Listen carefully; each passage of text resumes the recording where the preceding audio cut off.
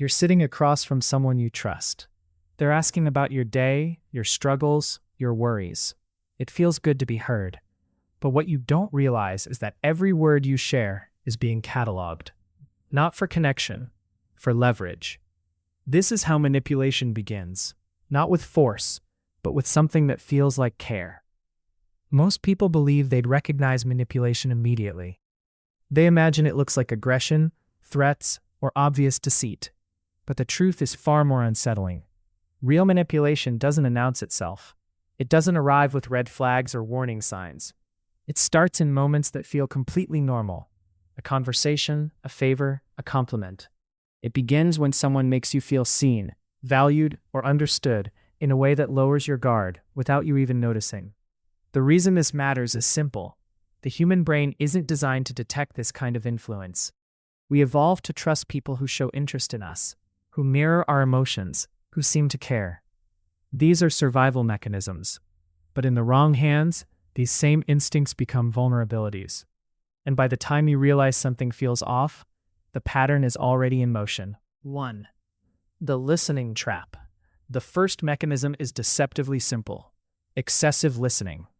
When someone gives you their undivided attention, asks probing questions, and remembers small details about your life, your brain releases oxytocin, the bonding hormone. You feel valued. You open up. This is natural. But skilled manipulators use this to create what psychologists call a debt of disclosure. You shared your fears, your insecurities, your desires. Now, without realizing it, you feel obligated to reciprocate in other ways.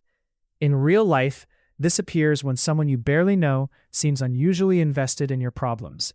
They listen intently. They remember everything. They ask follow-up questions days later.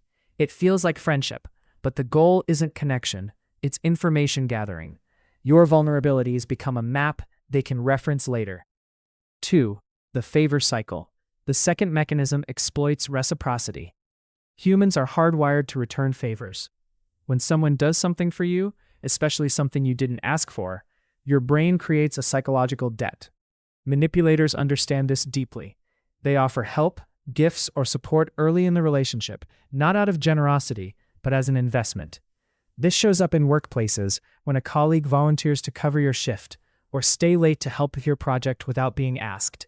It feels generous, but weeks later when they need something unreasonable from you, saying no becomes psychologically difficult. The favor wasn't free. It was a down payment on future compliance. 3. Strategic vulnerability. The third mechanism is the illusion of mutual trust. A manipulator will share something personal, a struggle, a regret, a fear, that makes them seem vulnerable. This triggers your protective instincts and creates a false sense of intimacy. You believe you're both being open, both taking risks, but their disclosure is calculated. Yours is genuine. You'll see this in relationships where someone shares a painful story early on, creating instant emotional closeness. They cry. They trust you with something heavy. You feel honored. You feel connected. But later, you realize their story never quite added up, or they've told different versions to different people. The vulnerability was theater. Yours was not. 4. The perception shift. The fourth mechanism is gradual reality distortion. Manipulators don't challenge your perception directly. Instead, they introduce small doubts. They question your memory of events. They reinterpret your feelings. They suggest alternative explanations for things you witnessed. Over time, you begin to doubt your own judgment. This appears in conversations where someone says, "Are you sure that's what happened?" Or "I think you're remembering it differently than it was." Or "You're being too sensitive about this." Each instance is minor, but the accumulation erodes your confidence in your own perception. Eventually, you defer to their version of reality because yours feels unreliable. 5. Isolation through agreement. The fifth mechanism is selective validation. A manipulator will agree with you enthusiastically about certain people or situations, especially when you're frustrated or hurt. They validate your anger. They confirm your suspicions. They become your ally against others. This feels supportive, but it's actually isolating you from people who might notice what's happening. In practice, this looks like someone agreeing passionately when you complain about a friend, family member, or coworker. They add fuel to your frustration. They encourage distance. Over time, you have fewer outside perspectives, fewer people to reality check with. The manipulator becomes your primary source of validation and truth. Imagine a new manager who, in the first week, stays late to help you finish a presentation. They ask about your career goals, your frustrations with the company, your personal challenges. It feels like they genuinely care. 3 months later, they ask you to take on work that isn't your responsibility, to stay silent about policy violations, to cover for their mistakes. When you hesitate, they remind you of that first week, how they were there for you. Saying no now feels like betrayal. Or picture a friend who shares an emotional story about their past trauma during your second conversation. You feel trusted. You open up in return.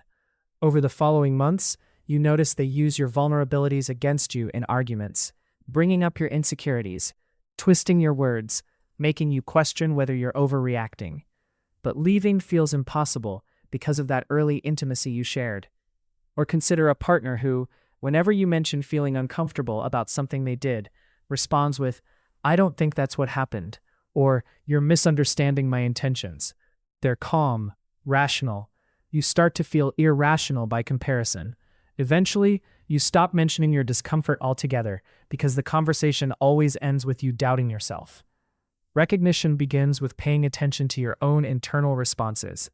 If you feel confusion where there should be clarity, obligation where there was none, or isolation disguised as protection, pause. These are signals. The most effective defense is slowing down the process of trust. Genuine relationships don't require rapid intimacy or immediate reciprocity. If someone is pushing for deep connection quickly, ask yourself why. If favors feel like transactions, question the motive. If your perception is being questioned repeatedly, trust your original instincts. Maintain outside perspectives. Manipulators thrive in isolation. Keep relationships with people who knew you before this person entered your life. Share your experiences with trusted others. If you find yourself defending someone's behavior more than enjoying their presence, that's worth examining. Finally, practice boundary setting early. Notice how someone responds when you say no to small requests. A healthy person accepts boundaries. A manipulator will make you feel guilty, remind you of past favors, or question your loyalty. That response tells you everything. Manipulation succeeds because it mimics connection. It looks like care, sounds like support, and feels like understanding. But real connection doesn't leave you confused.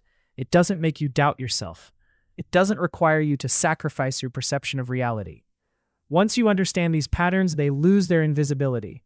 You begin to notice the difference between someone who listens to understand you and someone who listens to use you, between someone who gives freely and someone who keeps a ledger, between someone who respects your reality and someone who replaces it with theirs. Awareness doesn't make you cynical, it makes you selective. And that selectivity protects not just your peace, but your ability to recognize genuine connection when it appears. Because once you see the pattern, it stops controlling you, and you get to choose who deserves access to the person you actually are.